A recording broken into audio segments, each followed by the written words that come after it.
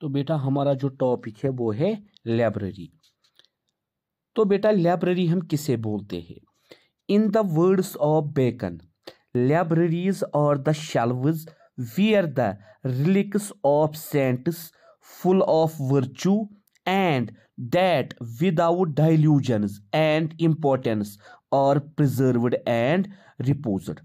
तो बेटा बेकन कहते हैं लाइब्रेरी जो है वो शेल्व्स है जहां पे हम रिलैक्स मतलब good advices good information of cents full of virtue और प्रिजर्व्ड एंड स्टोर्ड। लाइब्रेरी वो है जिसमें हम बेटा इंफॉर्मेशन स्टोर रखते हैं। किन की इंफॉर्मेशन? अच्छे लोगों की इंफॉर्मेशन, अच्छे लोगों की एडवाइसेस, अच्छे लोगों की राइटिंग को हम क्या रखते हैं? प्रिजर्व रखते हैं। And in the words of education commission 1964 to 66 और Kothari commission, library is not only the collection of books. Library is much more than a collection of books kept in a room or building. Library खाली collection of books नहीं है बल्कि वो उससे कुछ ज़्यादा है। हम collection of books एक building में रखते हैं या रूम में रखते हैं। इसीलिए बेटा in the words of Education Commission 1964 to 66, a collection of books, even a good collection of good books, does not constitute a library. Library में खाली कलेक्शन ऑफ बुक्स नहीं आती है, even a collection of good books does not constitute A library. फिर library क्या होती है? अगर लाइब्रेरी में कलेक्शन ऑफ बुक्स नहीं होता है या खाली कलेक्शन ऑफ बुक्स ही लाइब्रेरी नहीं है, फिर क्या है बेटा library? Library is a collection of the background material. Library का मतलब है कलेक्शन करना। किसकी बेटा? Background material which can be drawn upon to enrich the work of the curriculum. उस बैकग्राउंड मटेरियल की कलेक्शन करना जो हमारे कैरिकुलम को क्या बनाता है? एनरिच बनाता है और हमारे कैरिकुलम का वर्क आसान करता है।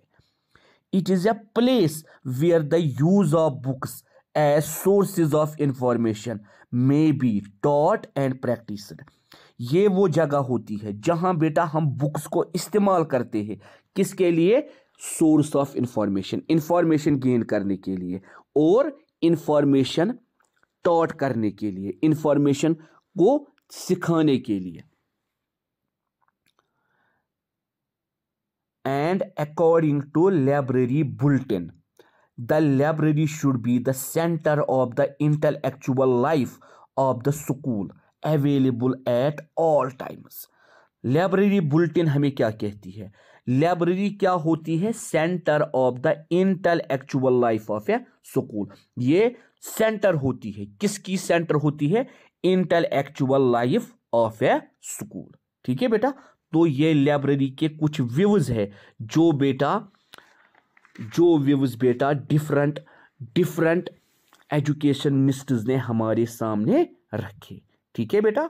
चलिए बेटा ठीक है। तो बेटा हम लाइब्रेरी को डिस्कस कर रहे थे। ठीक है बेटा। हम कहते हैं बेटा a school without a library is like a body without a soul. And according to H.G. Wells, a school without an easily accessible library of at least 1000 volumes is rarely scarcely a school at all।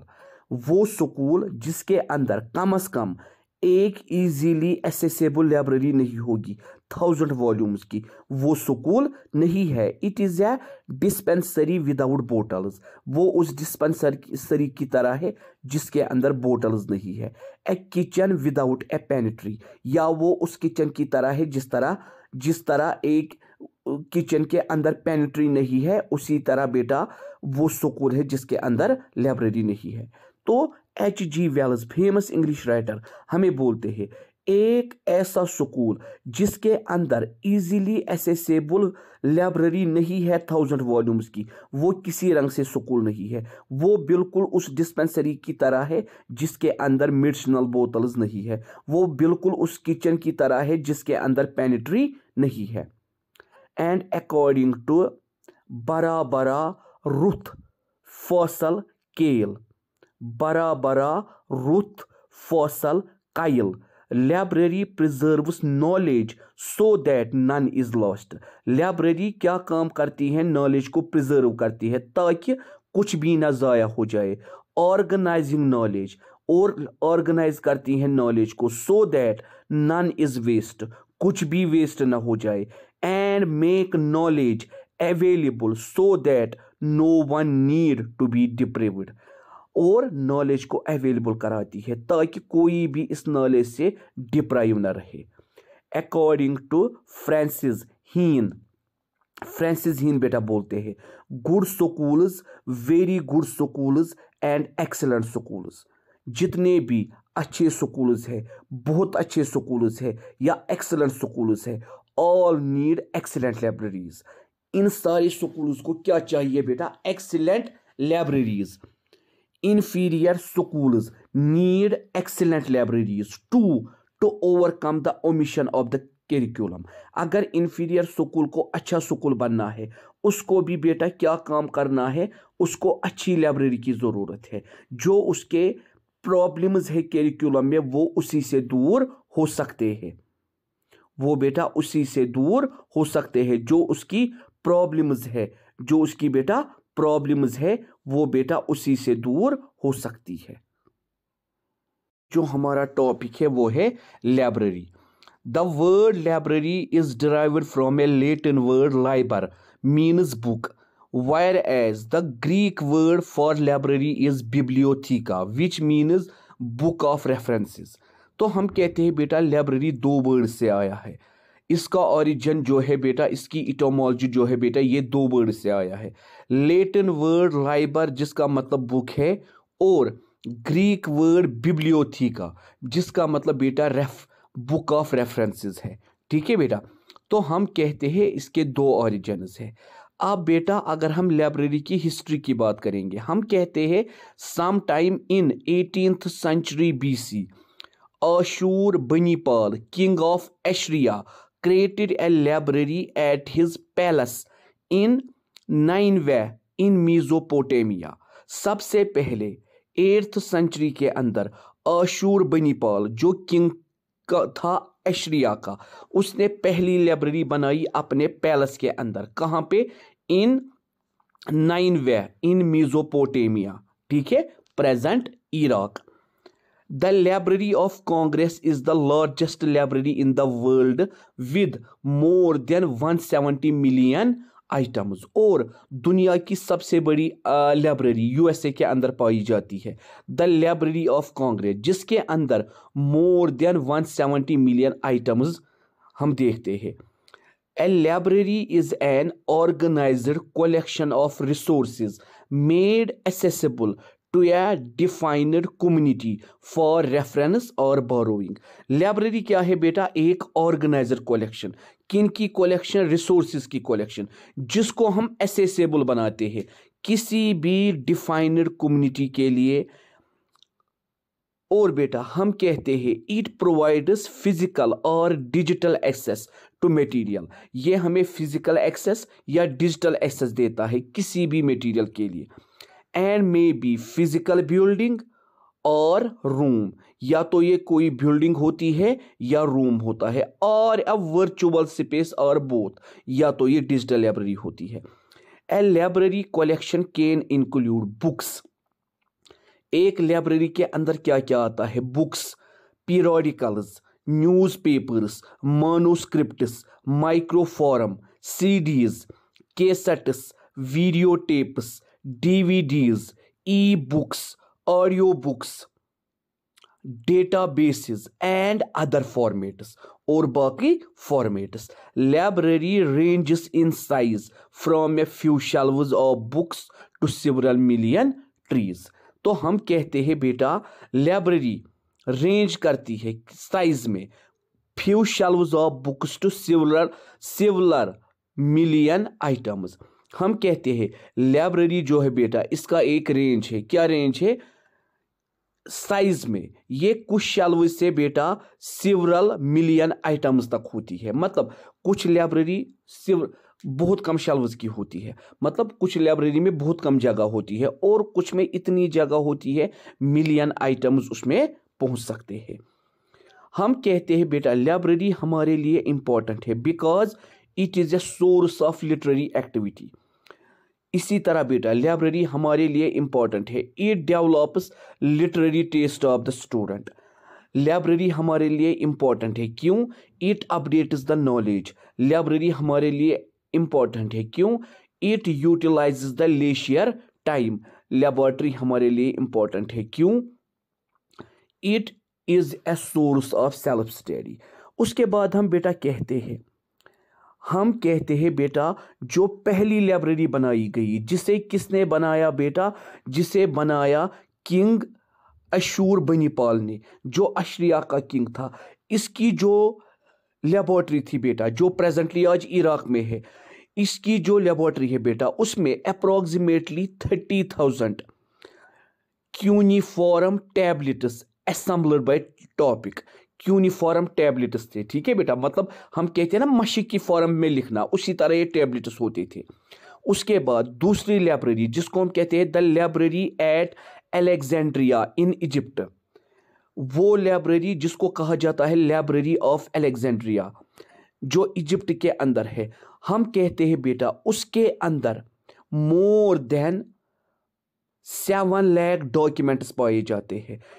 Greece से, Persian से, Egypt से, India से और other reason से ये documents लाए गए हैं और इनको कलेक्ट किया गया है।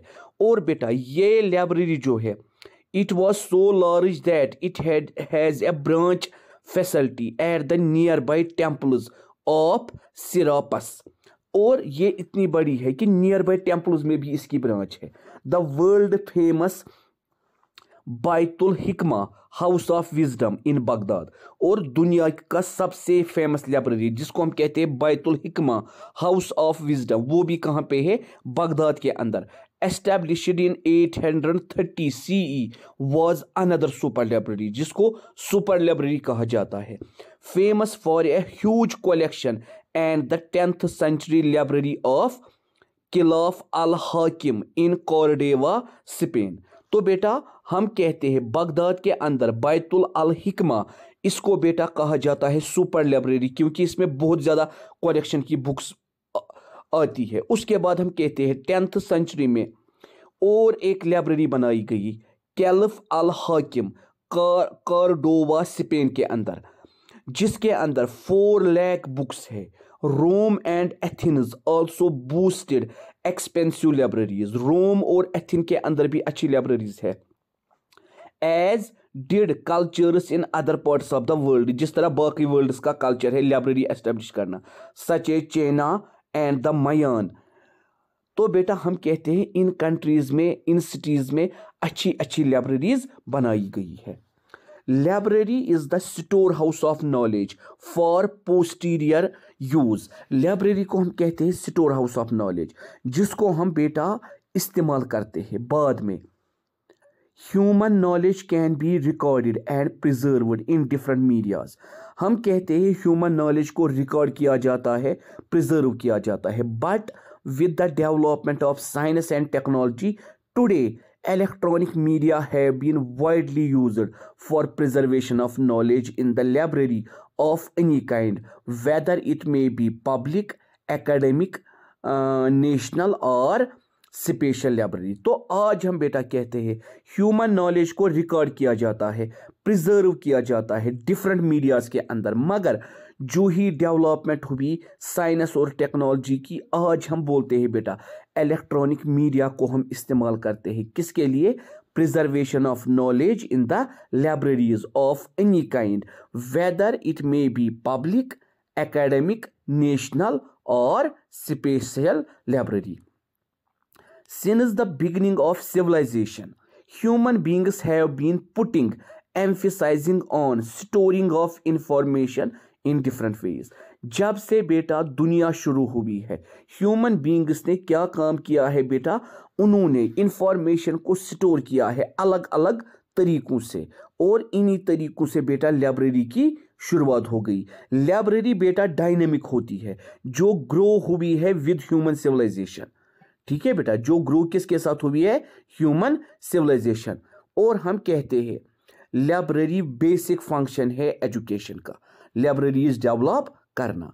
तो हम कहते हैं बेटा according to the mode of service render to the reader, मतलब किस मोड में ये एक रीडर को सर्विस देती है। लाइब्रेरी और ब्रॉडली क्लासिफाइड इनटू 4 टाइप्स।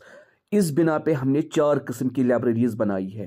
पहली एकेडमिक लाइब्रेरी, दूसरी स्पेशल लाइब्रेरी, तीसरी पब्लिक लाइब्रेरी, और 4th one is national library.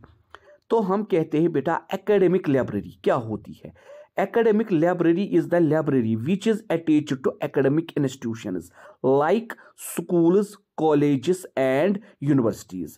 Academic library वो library होती है जिसको हम attach करते हैं academic institutions के साथ, जैसे schools है, colleges है या universities है। मतलब ये वो library होती है जो attach होती है academic institutions के साथ, जैसे schools, colleges, universities। An academic library serves more specifically the students, research scholars, teachers and staff of the academic institution। Academic library किन को सर्व करती है, ये बेटा सर्व करती है स्टूडेंट्स को, रिसर्च स्कॉलर्स को, टीचर्स को, स्टाफ मेंबर्स को। ठीक है बेटा। और बेटा the main objective of an academic library is to give maximum learning material. इसका मेन ऑब्जेक्टिव क्या है, मैक्सिमम लर्निंग मटेरियल अवेलेबल करना स्टूडेंट्स के लिए, टीचर्स के लिए। और बेटा एकेडमिक लाइब्रेरी के अंदर क्या आती है बेटा, school library, college library and university library. उसके बाद है बेटा दूसरा किस्म लाइब्रेरी का, जिसको हम बोलते हैं special library. Special library became popular since the beginning of 20th century। Special library या स्पेसिफिक लाइब्रेरी ये वो लाइब्रेरी होती है जो बेटा पॉपुलर हुई 20th सेंचुरी में। Special library, a special library is one which serves a particular group of people such as employee of a firm of government. ये वो लाइब्रेरी होती है जो स्पेशल या पर्टिकुलर ग्रुप ऑफ पीपल्स को सर्व करती है, जैसे employees of a firm of government, किसी फर्म का एम्प्लॉय, किसी गवर्नमेंट फर्म का एम्प्लॉय, किसी डिपार्टमेंट का एम्प्लॉय, और the staff and member of professional और रिसर्च ऑर्गेनाइजेशन, या किसी प्रोफेशनल या रिसर्च ऑर्गेनाइजेशन का मेंबर। सच ए लाइब्रेरी डील्स एसेंशियली इन इंफॉर्मेशन, ये बेटा डील करती है उसी इंफॉर्मेशन के साथ। उसके बाद बेटा public library, a public library also called circulating library is a library which is accessible by the public. ये वो लाइब्रेरी होती है जो एसेसेबल होती है पब्लिक के लिए, and is generally funded from public sources. और इस लाइब्रेरी को कैसे डेवलप किया जाता है, पब्लिक सोर्सेज से, such as tax money, and may be operated by the civil servants. और इसको ऑपरेट भी कौन करते हैं, सिविल सर्वेंट्स, जो सोसाइटी को सर्व करते हैं। Taxing bodies for public libraries may be at any level from local to national centrally government level. और बेटा हम कहते हैं टैक्सिंग बॉडी इसके अंदर कोई भी हो सकता है, स्टेट लेवल से या नेशनल लेवल से। The public library is an excellent model of government at it is best. हम कहते हैं गवर्नमेंट का ये एक्सीलेंट मॉडल होता है। A locally controlled public good, it serves every individual freely, यह हर किसी इंडिविजुअल को फ्रीली सर्व करती है। In as much or as little depth as he or she wants, जितनी वो इंफॉर्मेशन लेना चाहता है। उसके बाद है last type national library. A national library is a library specifically established by the government of a country to serve as the prominent repository of information for that country। National library वो library होती है जिसको establish करती है government of a country. क्यों? अपने permanent members को सर्व करने के लिए। Unlike public libraries, these rarely allow citizens to borrow books. Often, they include numerous rare, valuable और significant works. यहाँ बेटा सब लोगों को एक्सेस नहीं होती है। यहाँ बेटा रिसर्च स्कॉलर्स को और बड़े बड़े नेशन के ऑफिसर्स को अलाउड होता है। And national library is that library which has the duty of collecting and preserving the literature of the nation within and outside the country। इसका मेन काम क्या होता है? इसकी मेन ड्यूटी क्या होती है? कलेक्ट और प्रिजर्व करना literature of the nation and within and outside the country, country के अंदर या कंट्री के बाहर। 10 नेशनल लाइब्रेरी और those library whose community is the nation at large, जो बेटा पूरी कम्युनिटी को कंट्रोल करता है, पूरी कम्युनिटी की इंफॉर्मेशन को कंट्रोल करता है। तो इसको हम बेटा बोलते हैं टाइप्स ऑफ लाइब्रेरी, जो हमने अब डिस्कस की, टाइप्स ऑफ लाइब्रेरी। उसके बाद हम बेटा कहते हैं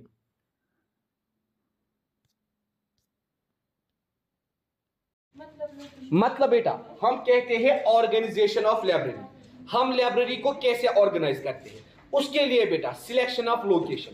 अगर एक स्कूल के अंदर 40 रूम्स है, 40 रूम्स में से हम किस रूम में लाइब्रेरी बनाएंगे? फर्स्ट फ्लोर पे रखेंगे, सेकंड फ्लोर पे रखेंगे, थर्ड फ्लोर पे रखेंगे। हाँ, एक दूसरी चीज बेटा, लाइब्रेरी के लिए हमें चाहिए ऐसा माहौल जो बिल्कुल शांत होगा, जहां पे ना कोई शोर होगा और ना ही कोई डिस्टर्बेंस होगी। तो स्कूल में ऐसी प्लेस को चूज करना है जहां पे बेटा बहुत कम भीड़ होगी, बहुत कम शोर होगा और जहां पे बहुत ज्यादा स्पेस अवेलेबल होगी। एट लीस्ट 30 to 40 स्टूडेंट्स बेटा रूम के अंदर एडजस्ट होने चाहिए, जो रूम हम लाइब्रेरी के लिए सिलेक्ट करेंगे। अगर हम मिनी लाइब्रेरी बनाएंगे, अब अगर हमें बड़ी लाइब्रेरी बनानी है उसके लिए वैसी ही लोकेशन होनी चाहिए। मतलब 4 फ्लोर्स की लाइब्रेरी, 5 फ्लोर्स की लाइब्रेरी, और बेटा वो ऐसी प्लेस पे होनी चाहिए जहां पे कोई भी डिस्टरबेंस ना हो, जहां का माहौल, सराउंडिंग माहौल जहां का है वो बहुत ही पीसफुल हो। ठीक है, इसीलिए पहली चीज हम क्या करते हैं? सिलेक्शन ऑफ लोकेशन, कि हमें लाइब्रेरी किस लोकेशन पे रखनी है, स्कूल के अंदर भी। और बेटा अगर अब हमें बड़ी लाइब्रेरी बनानी है, वहां के लिए भी हमें लोकेशन बहुत सारी चीजों पे चूज करनी है। एक तो बेटा इसलिए चूज करनी है कि सबसे शांत जगह कौन सी है, सबसे अच्छी प्लेस कौन सी है। दूसरी, ऑक्यूपाई कितनी स्पेस करेगी, बच्चों के लिए कितनी स्पेस रहेगी। क्योंकि बेटा लाइब्रेरी के अंदर लाइब्रेरियन होता है और बहुत सारे एम्प्लॉयज होते हैं। ठीक है, हम कहते हैं अगर लाइब्रेरी एक रूम में है, इसके साथ 2-3 रूम्स अटैच होने चाहिए। किनके लिए बेटा? ऑफिस वर्क के लिए, ऑफिशियल्स के लिए। इसीलिए पहली चीज हम क्या देखते हैं? लोकेशन। ठीक है बेटा, लोकेशन अच्छी होनी चाहिए और लाइब्रेरी की लोकेशन खासकर एजुकेशन इंस्टीट्यूशंस में सेंट्रल होनी चाहिए। हम कहते हैं library is A centre of all educational activities. तो एक स्कूल में इसकी लोकेशन कहां पे होनी चाहिए? सेंटर में। मतलब ये सेंटर पे होनी चाहिए, इर्द गिर्द इसकी बाकी बिल्डिंगें होनी चाहिए, क्लासरूम होने चाहिए, इसकी लोकेशन सेंटर पे होनी चाहिए। मगर अब ये बेटा आपको देखना है कि अगर हमने इसकी लोकेशन सेंटर पे रखी, इस सेंटर पे बेटा क्या होना चाहिए? पीसफुल माहौल होना चाहिए। ऐसा माहौल जहां बिल्कुल शोर ना हो, भीड़ ना हो। इसीलिए बेटा आपको अप्रोप्रिएट लोकेशन चूज करनी पड़ती है इसके लिए। दूसरा स्टेप बेटा लाइब्रेरी बिल्डिंग एंड इक्विपमेंट्स।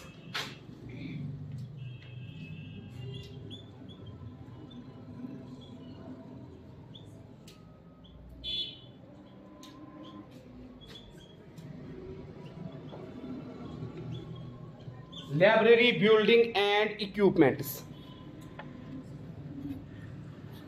देखिए बेटा, आपको मालूम है आप किसी के रूम को भी लाइब्रेरी नहीं बना सकते हो। स्कूल में क्लासरूम को आप लाइब्रेरी नहीं बना सकते हो। क्यों?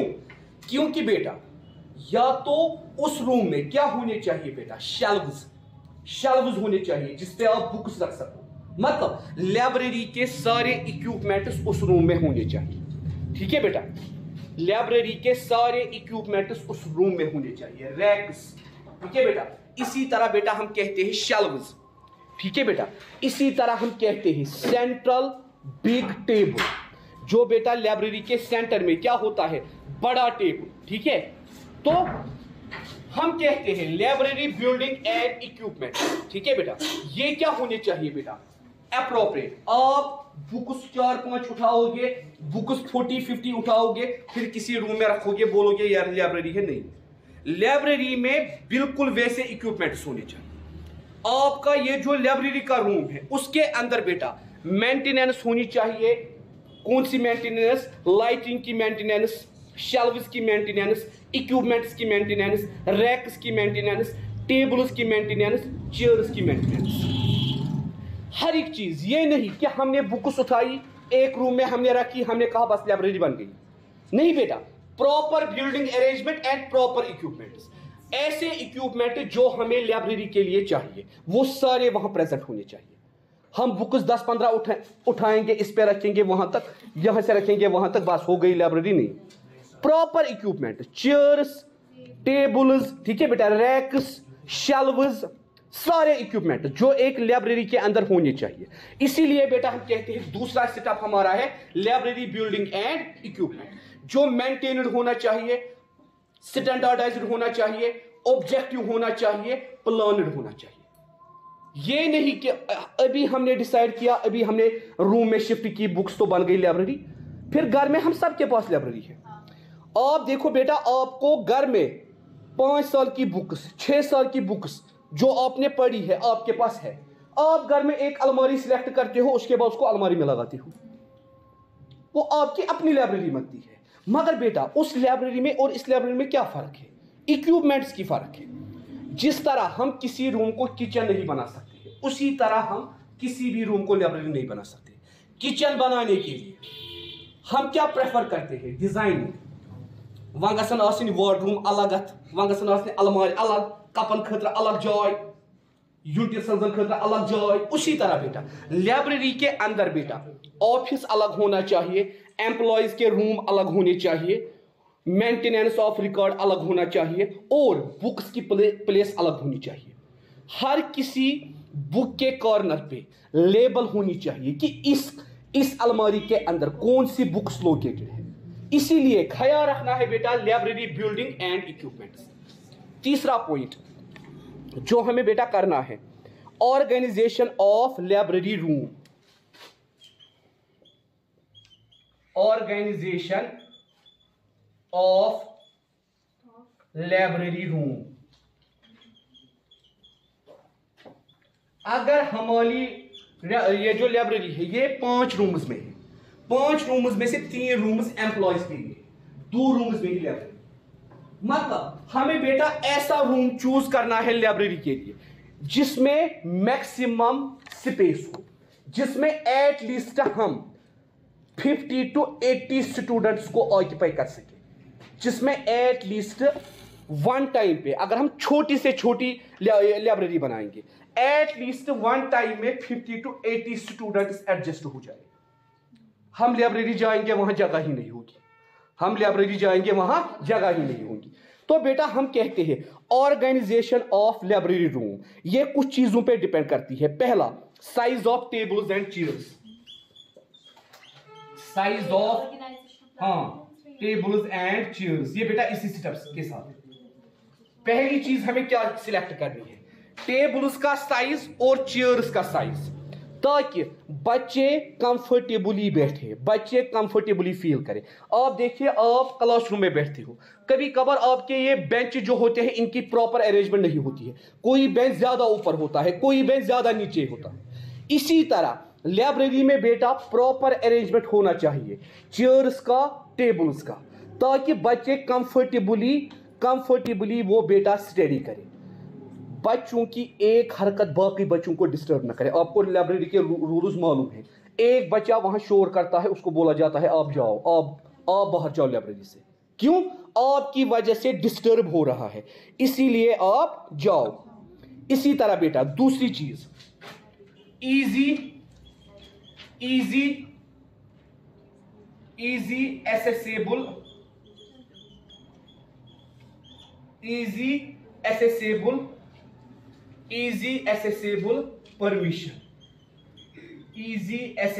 परमिशन।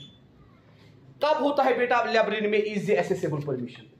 जब वहां पे स्पेस होगी तभी आपको टीचर अलो करेगी, बेटा उस टेबल पे बैठ जाओ। या जब वहां पे बेटा बुक अवेलेबल होगी, जब आप बुक ढूंढने जाते हो, आपको बुक नजर नहीं आती है, आप कंसर्न लाइब्रेरियन से पूछते हो, कंसर्न एम्प्लॉय से पूछते हो, हमें ये बुक चाहिए, हमें ये बुक।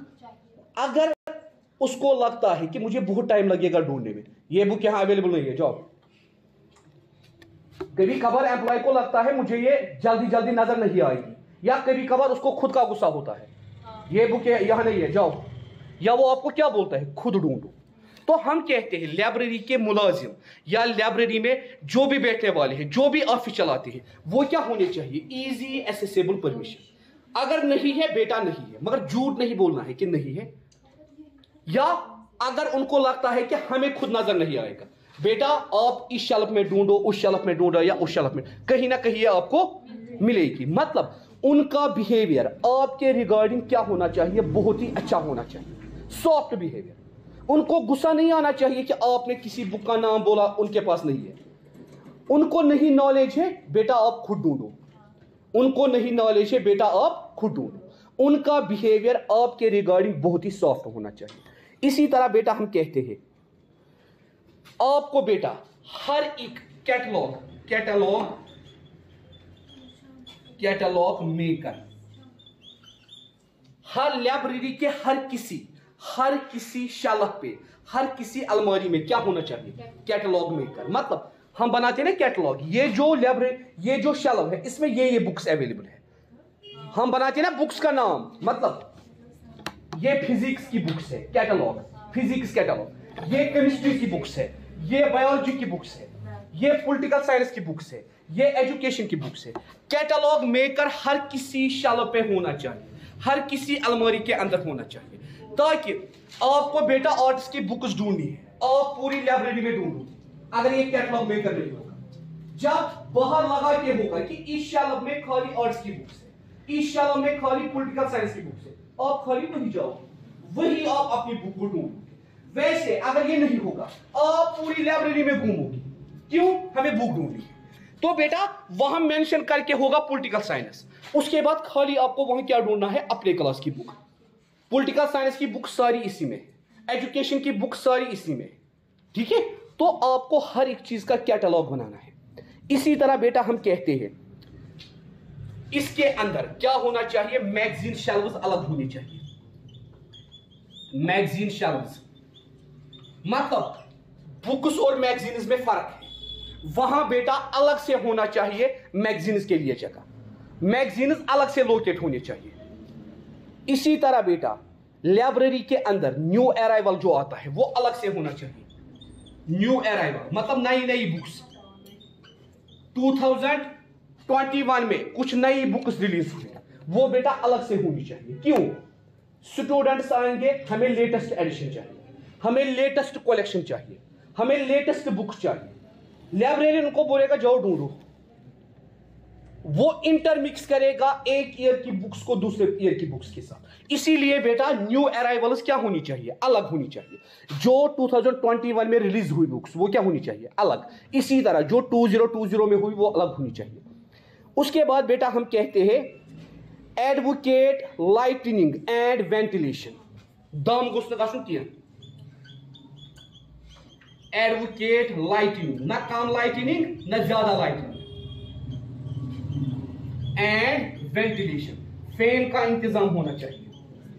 या बेटा खिड़कियां खोलना, ठीक है। दाम गोश्त लाइब्रेरी मजीद आसुन किया, इसीलिए वहां वेंटिलेशन का इंतजाम होना चाहिए। वहां बेटा एडवोकेट लाइटिंग, मतलब जितनी लाइटिंग सफिशिएंट हो पढ़ने के लिए। ज्यादा लाइट भी अगर 10 बल्ब नहीं होंगे 4 ही बल्ब होने चाहिए। अगर 10 बल्ब नहीं है 4 ही बल्ब होने चाहिए। इसी तरह बेटा डेकोरेटिंग आर्टिकल्स ये भी अलग होने चाहिए।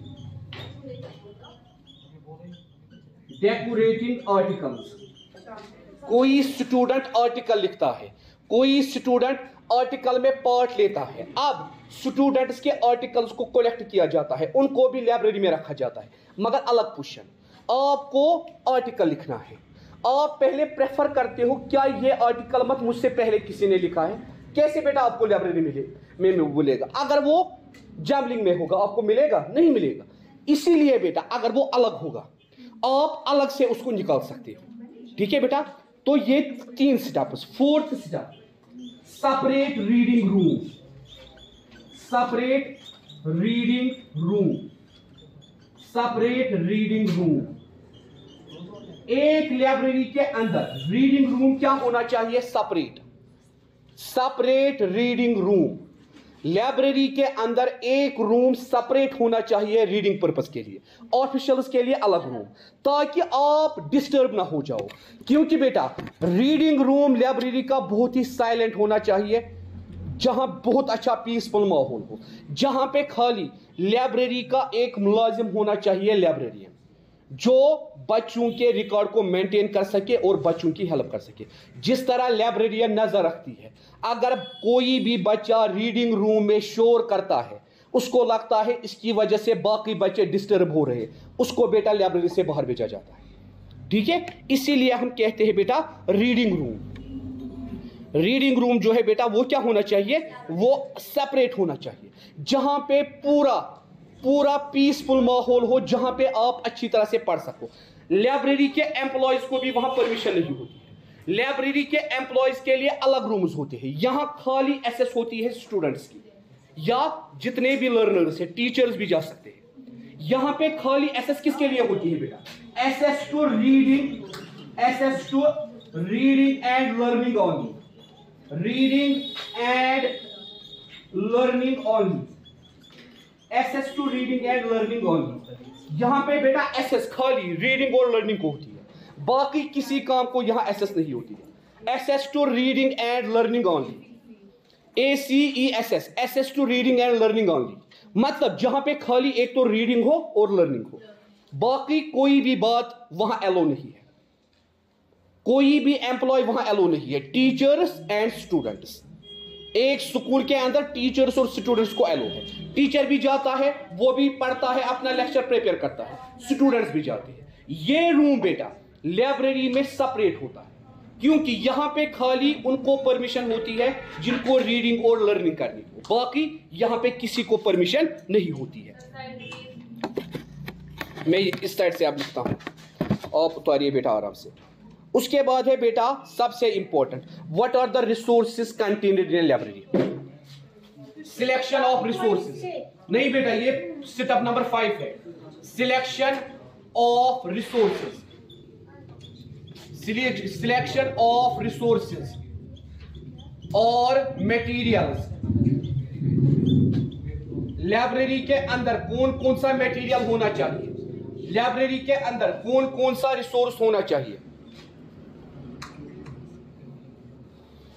पहला बुक्स, टेक्स्ट बुक्स, बुक्स होती है, टेक्स्ट बुक्स होती है, small booklets, small booklets, small booklets. ठीक है बेटा, books, text books, small booklets. इसी तरह बेटा हम कहते हैं literary materials, like literary materials like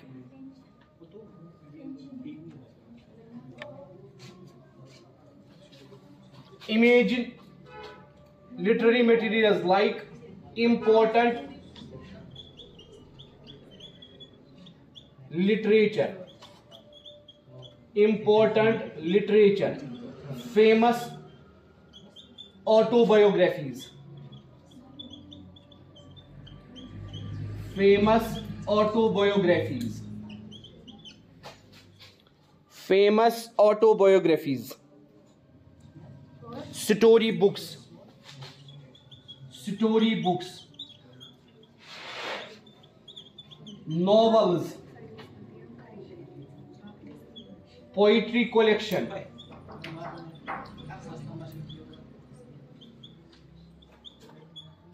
poetry collection,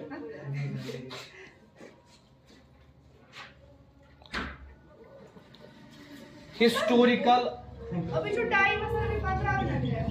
historical books, एक बजे 2 मिनट हुए अभी। हिस्टोरिकल बुक्स, ठीक है बेटा, हिस्टोरिकल बुक्स, हिस्टोरिकल बुक्स मतलब हिस्ट्री की बुक जिनको हम बोलते हैं हिस्टोरिकल बुक्स। हाँ, न्यू डिस्कवरीज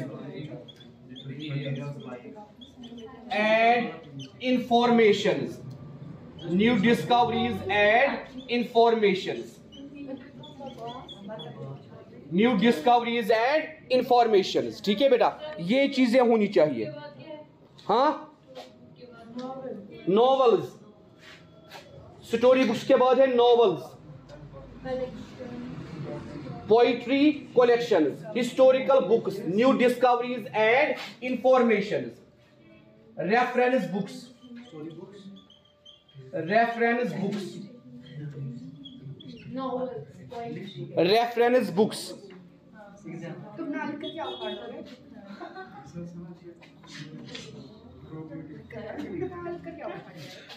उसके बाद बेटा हम कहते हैं standard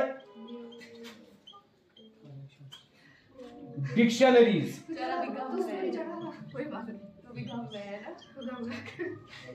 standard dictionaries, encyclopaedias, encyclopaedias, बस बेटा चुप कीजिए, एनसाइक्लोपीडियाज, दानिश बस, न्यूज़पेपर्स,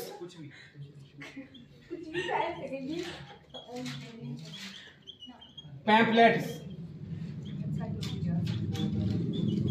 न्यूज़पेपर्स, पैम्पलेट्स, periodicals,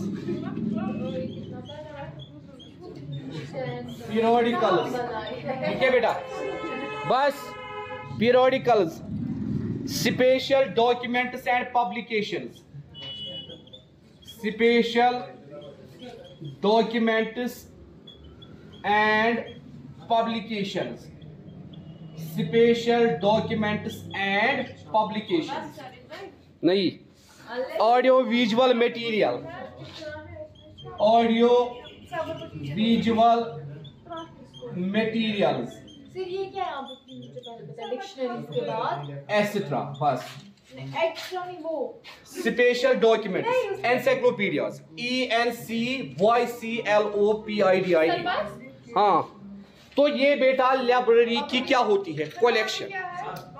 कहाँ पे बेटा, कहाँ पे बेटा, पब्लिकेशंस के बाद audio visual materials, audio visual materials. तो from education point of view इतनी चीजें एक लाइब्रेरी के अंदर होनी चाहिए, इससे ज्यादा होती है, एक लाइब्रेरी के अंदर इतनी चीजें होनी चाहिए। इसीलिए बेटा हम लिखते हैं सिलेक्शन ऑफ रिसोर्सेज और मटेरियल्स। लाइब्रेरी के लिए हमें कौन कौन से मटेरियल चूज करने हैं, कौन कौन सा मटेरियल हमें सिलेक्ट करना है एक लाइब्रेरी के लिए। और बेटा कौन इसको सिलेक्ट करता है, इसको बेटा कौन सिलेक्ट करता है, सिलेक्शन कमेटी, सिलेक्शन कमेटी। हाँ, 6th पॉइंट क्या है बेटा, सिलेक्शन कमेटी, ठीक है बेटा, एस्टेब्लिशमेंट ऑफ सिलेक्शन कमेटी, क्या एस्टेब्लिशमेंट ऑफ, पेंसिल नहीं है, पेन से लिखो। एस्टेब्लिशमेंट ऑफ सिलेक्शन कमेटी, जिनका काम क्या होता है बेटा, सिलेक्ट करना, एक लाइब्रेरी के लिए बुक्स को सिलेक्ट करना, रिसोर्सेज को सिलेक्ट करना। कौन कौन सी बुक लाइब्रेरी में रखनी है, कौन कौन सा आर्टिकल, कौन कौन सा जर्नल जो लाइब्रेरी के लिए इंपॉर्टेंट है उसको सिलेक्ट करते हैं। ठीक है बेटा, 7th इज द लास्ट। तो लाइब्रेरी वो मैं नहीं पढ़ाऊंगा, वो आपको मालूम है। लाइब्रेरी रूल्स आप सबको मालूम है। बस 7th हमारा लास्ट स्टेप है लाइब्रेरी रूल्स। आप सबको बेटा लाइब्रेरी के रूल्स मालूम है। जो भी आप बुक लोगे उसको अपने टाइम पे आप वापस करोगे, या अगर आपको फिर से वो चाहिए आप लोग लाइब्रेरी में लाइब्रेरियन के पास जाओगे, उसकी डेट एक्सटेंड कराओगे।